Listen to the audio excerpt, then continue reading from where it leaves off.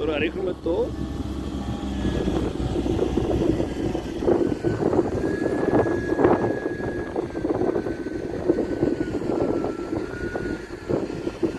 κάρβο, το βίο κάρβο. Το έχουμε ανοίξει τον σωρό.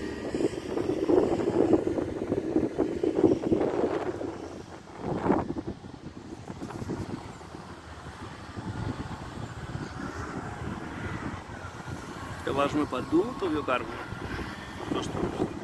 Σε μια στρώση.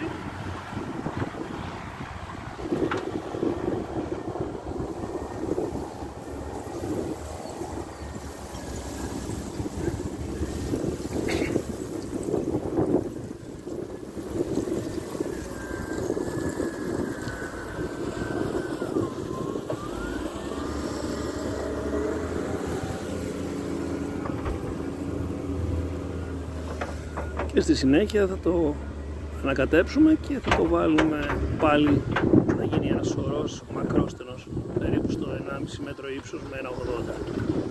Όσο πιο ίσως και από πάνω γίνεται, έτσι ώστε να βάλουμε το πλαστικό έτσι στα ίσια του.